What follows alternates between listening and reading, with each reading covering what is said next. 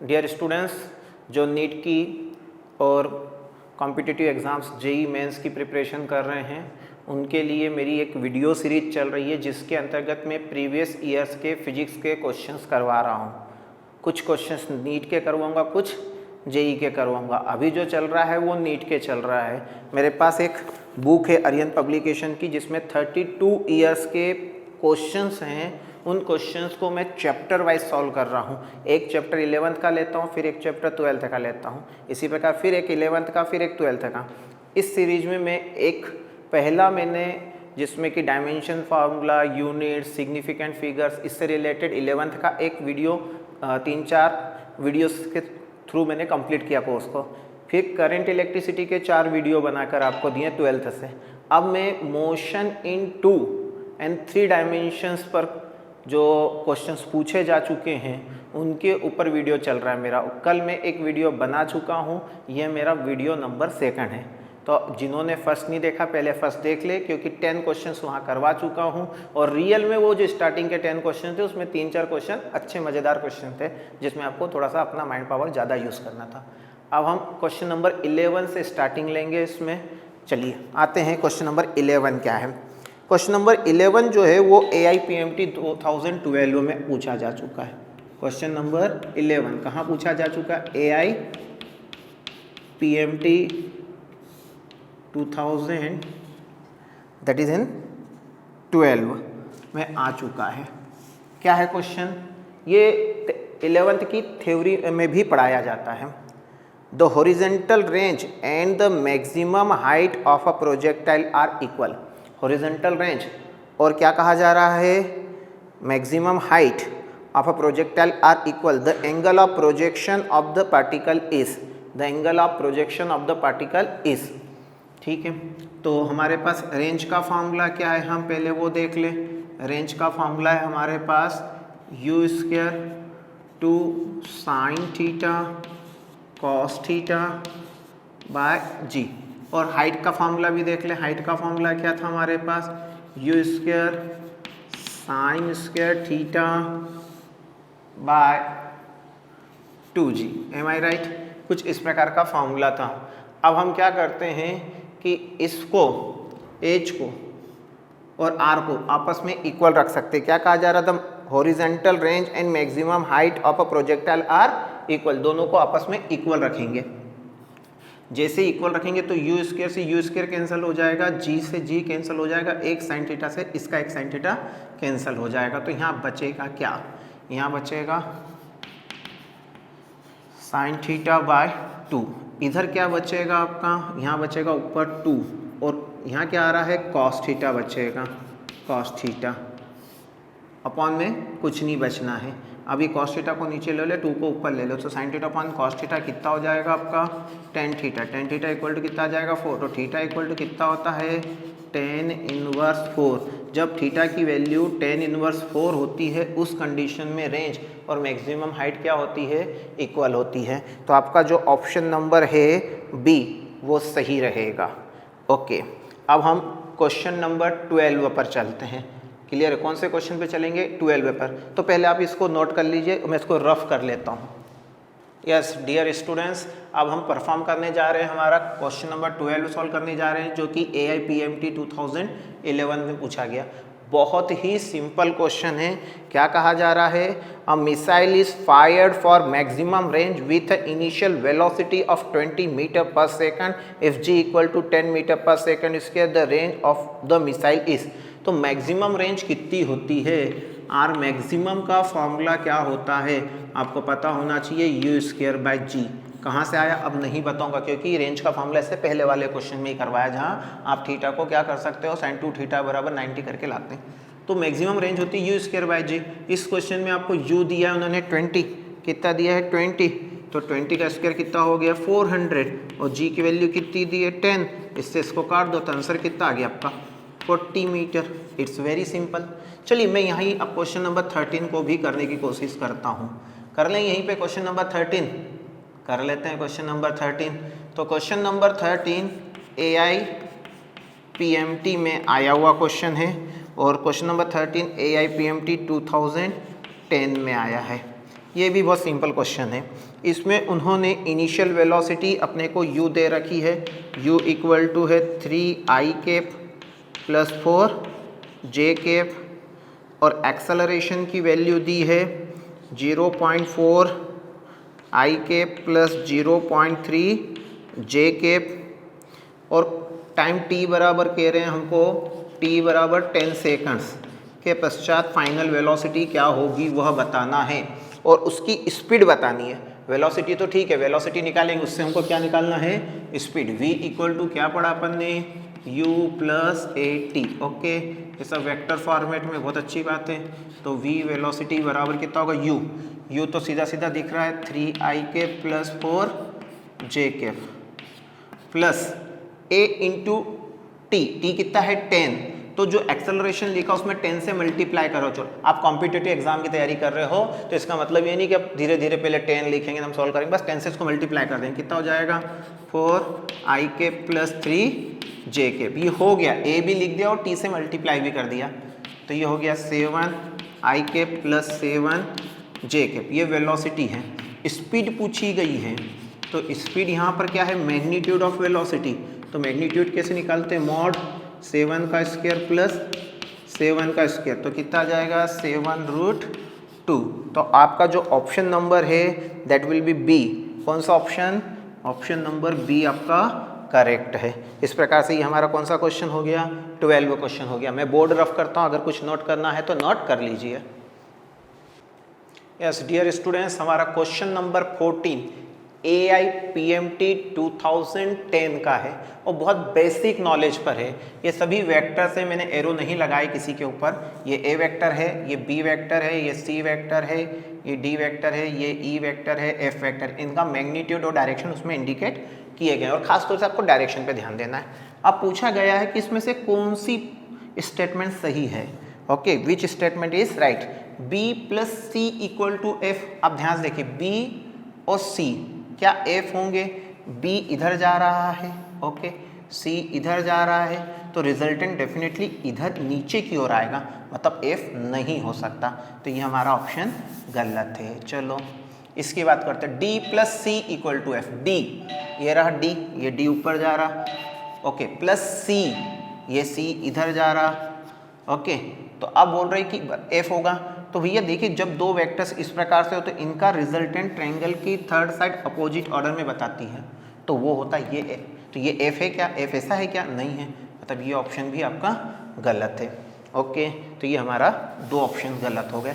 अब मैं option C पे बाद में डिस्कस करूँगा, मैं इस पे करता हूँ डी पे, क्योंकि सी सही है तो मैं पहले ये गलत क्यों, इस पर डिस्कशन करता हूँ। बी क्या है आपका, नीचे की ओर है, और ई कहाँ है आपका, इधर की ओर है, ओके। ये बी है, ये ई है, तो ये किधर आना चाहिए, रिजल्टेंट इस तरफ आना चाहिए, जो कि एफ नहीं है। ये हमारे तीन ऑप्शन गलत हो गए। ओके, अब हम बात करते हैं हमारे इस ऑप्शन पे, डी। ये रहा डी, ठीक है, प्लस ई, तो ये रहा ई। अब ये दो वेक्टर्स किस प्रकार से हैं, तो रिजल्टेंट डेफिनेटली इधर ही आएगा, और ये रहा एफ की डायरेक्शन, ये रहा आपका डी, ये रहा आपका ई, तो ये रहा आपका एफ। तो इस आधार पर ये क्या है, D plus E equal to F is right. तो हमारा ये स्टेटमेंट सही होगा। सिंपल सा क्वेश्चन था। अब हम इसके साथ बढ़ने जा रहे हैं क्वेश्चन नंबर 15 पर। प्रॉब्लम वही है, बोर्ड साफ करना है, आप जब तक इसको नोट कर लीजिए। m इंटू वी, एम उसका मास है, वी उसकी वेलोसिटी है, और हॉरिजॉन्टल के साथ 45 का एंगल है, मतलब वर्टिकल के साथ भी उसका 45 का ही एंगल होगा, और लॉ ऑफ रिफ्लेक्शन के आधार पर ये एंगल भी आपका 45 का होगा। तो जो जा रहा है बॉल का, कोई भी बॉल टप्पा खाकर रिफ्लेक्ट होकर इस तरफ चले जाती है। तो पूछा ये गया है कि चेंज इन मोमेंटम कितना हुआ। तो आप क्या करोगे, फाइनल मोमेंटम माइनस इनिशियल। तो पहले अपन फाइनल मोमेंटम लिख लेते हैं। ओके, फाइनल मोमेंटम कैसे लिखेंगे, ये जा रहा एम वी से, तो अब इसके दो कंपोनेंट निकलेंगे, एक एक्स कंपोनेंट निकलेगा, इसका वाई कंपोनेंट। जैसे क्या लिखा जाएगा, पी एक्स आई के प्लस पी वाई जे के। अब पी एक्स, ये इसका एक्स कंपोनेंट क्या होगा, ध्यान से समझने की कोशिश करो। एक्स कंपोनेंट क्या आना चाहिए इसका, और वाई कंपोनेंट क्या होना चाहिए। अगर कोई पार्टिकल यूँ जा रहा है, ये एंगल आपका 45 डिग्री है, इससे मुझे कोई दिक्कत नहीं है, ओके ये 45 है। अब आप यहाँ से मिला लो इस प्रकार से, चल यहाँ से ले लो आप। तो ये क्या हुआ, उसका कौन सा कंपोनेंट है, y कंपोनेंट है, सामने वाला साइन से आता है, और ये क्या है, x कंपोनेंट है।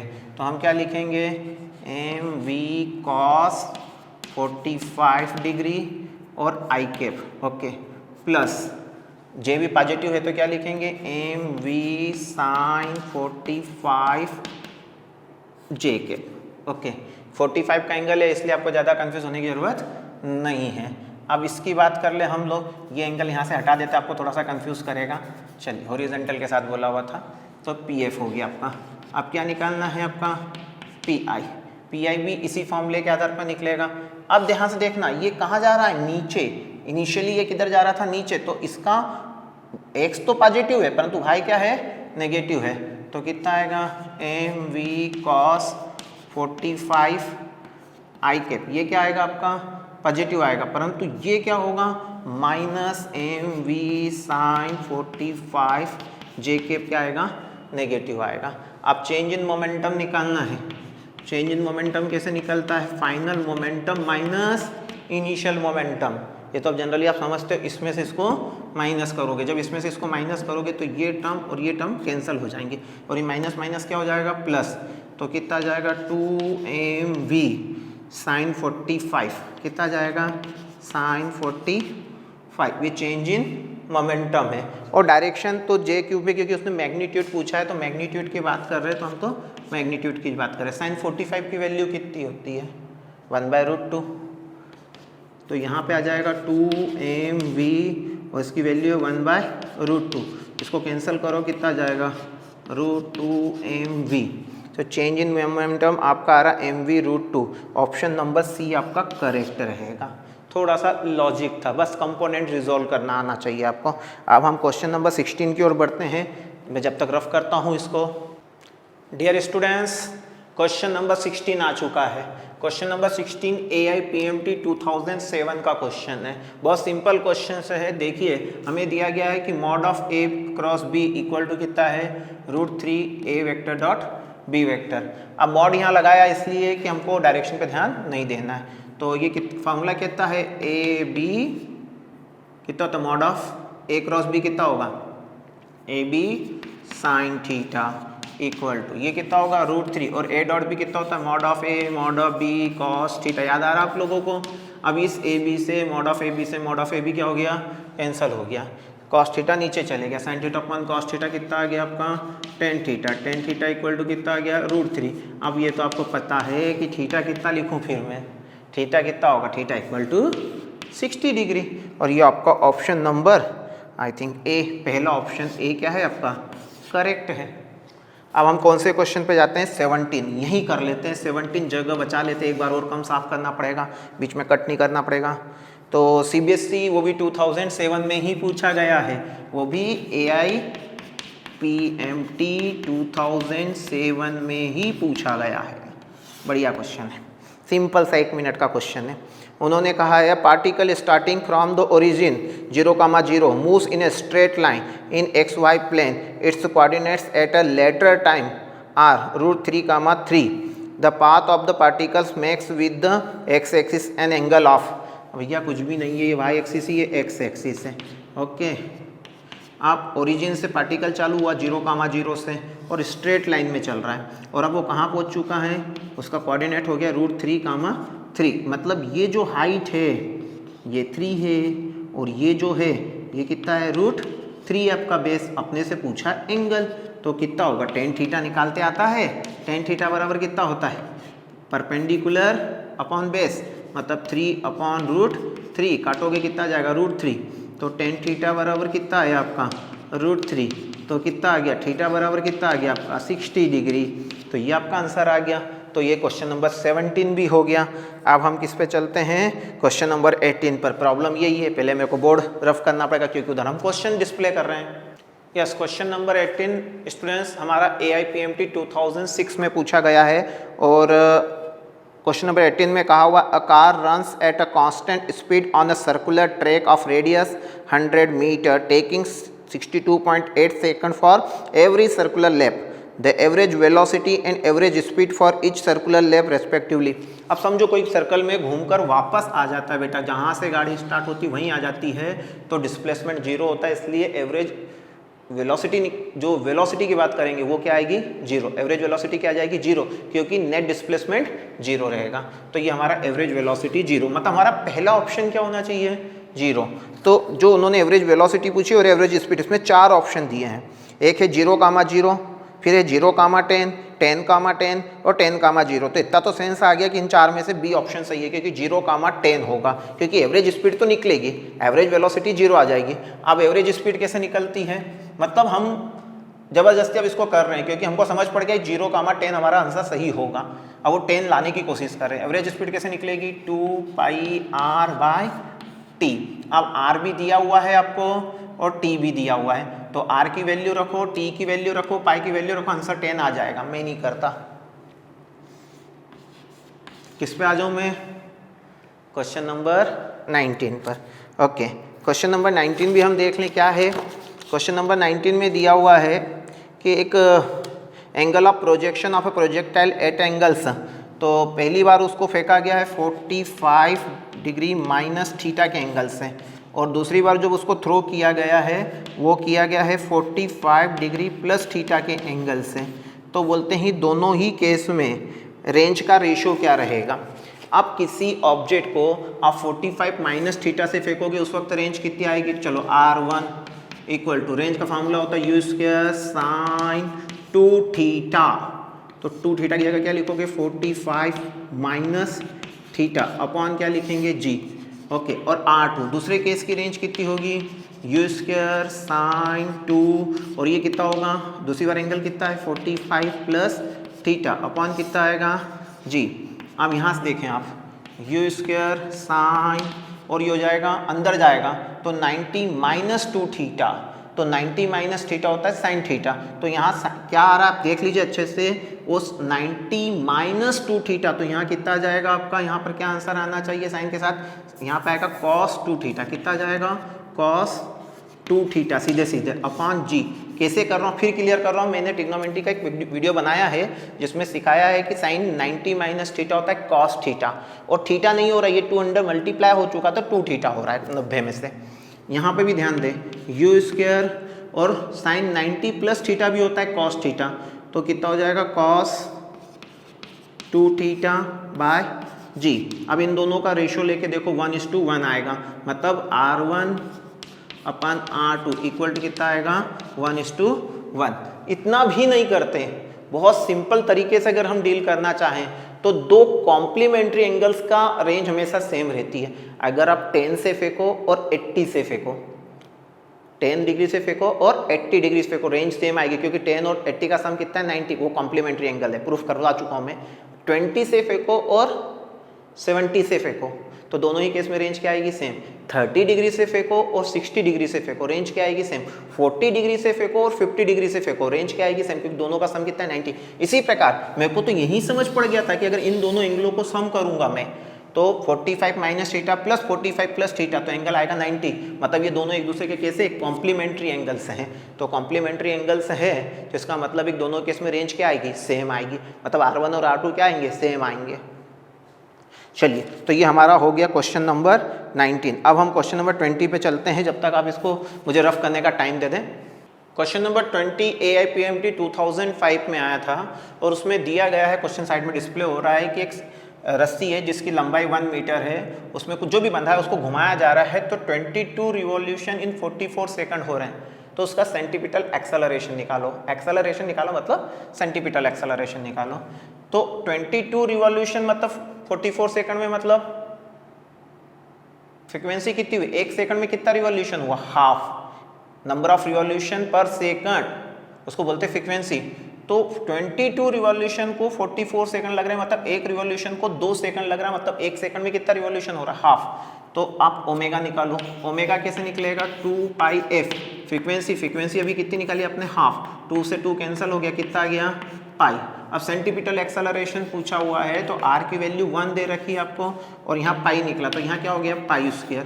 तो सेंटीपिटल एक्सेलरेशन कितना आ गया आपका, π², और ये किधर होगा, टूवर्ड्स सेंटर होगा, टूवर्ड्स सेंटर होगा। बस आपका ऑप्शन नंबर आई थिंक सी सही है, टूवर्ड द सेंटर। ओके, पाई और यूनिट तो वही आएगी एक्सेलरेशन की, metre per second square. Unit क्या आएगी? मीटर पर सेकंड स्क्वायर आनी चाहिए। तो इस प्रकार से मेरे क्वेश्चन 20 अभी मैंने करे, मतलब इस वीडियो में मेरे 10 क्वेश्चंस हो चुके हैं। तो मैं अगला वीडियो आपको और 10 क्वेश्चंस का बनाऊंगा, जिसमें हर एक वीडियो में 10 क्वेश्चंस इसलिए बना रहा हूं कि आप आसानी से कर सको, पढ़ने का मन रखो। ज़्यादा लंबा कर दूंगा तो आपको ही बोर लगने लगेगा।